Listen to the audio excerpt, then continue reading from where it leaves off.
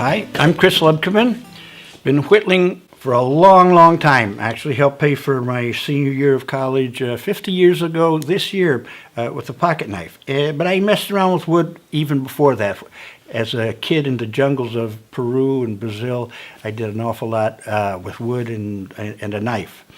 Today we're going to be talking about bases, and in all 5 Fox Chapel books there's things about bases, things to display things on.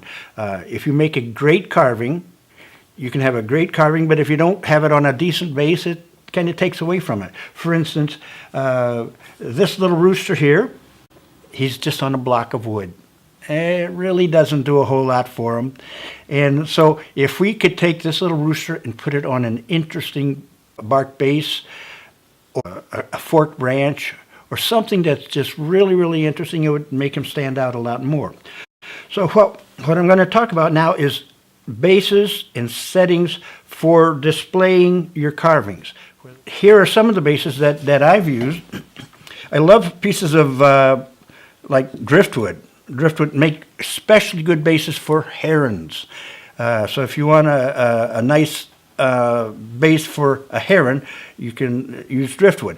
Over here I have some pieces of mulch, or that's not really, it kind of looks like driftwood, but these make terrific natural bases for water birds. If you want to make a rooster in a barnyard, make yourself a little firewood pile. Just slice up the wood and make a little firewood pile. Any little Y-shaped branches are good for making bases for your carvings.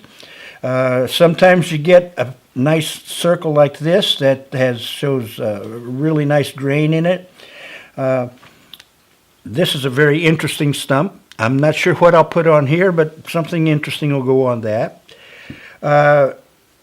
Frames for the little teeny carvings, knot holes. Most wood shops, when they get a piece of wood with a knot hole in it, they say, "Oh, rats, we paid for so many board feet and we get this." No, but I made a deal with one wood shop, and the fellow at the chop saw saved me all his cut off knot holes. And even though they didn't like them there, I love them because I'll take them home and I'll trim them down and sand them and make frames for miniature carvings. So, and every knot hole is very interesting and very different. Here's an interesting base, and I can put a little rooster right here on the end, standing up, and this is a pen or pencil holder. You can have pencil sticking in there, and you can wood burn down here somebody's name. Here's a stump, just a plain stump, and that nice rough bark makes a cool stand there. And this twisted branch here, this twisted citrus branch, was perfect for this rooster that's kind of turned sideways, and I took advantage of the curve of the branch to make the rooster in the position he's in, and this was probably from the same tree. Here's a roadrunner, and he's just on a piece of, I don't know, New Mexico sandstone or something like that. I don't know, but and here's a heron on a little piece of bark. This little couple is just on a little log. There's the rooster and the hen. And what I'll do often with a little couple like this is I'll take a little swatch out of the front of the log, and I'll put the people's names like James and Mary or whatever the couple is, with a nice little interlocking heart.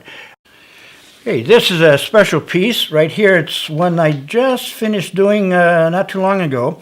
It's a study of human character traits. I think there's 16 different roosters there. Each one represents a different human character trait. There's the busybody, the snob, the show-off, the couch potato, the guy with the inferiority complex, the wannabe, the second guesser. But what I did with each of these little roosters, I stuck them on this twisted rhododendron branch. It was from my backyard, and it kind of made an interesting perch, I guess, for them to stand on.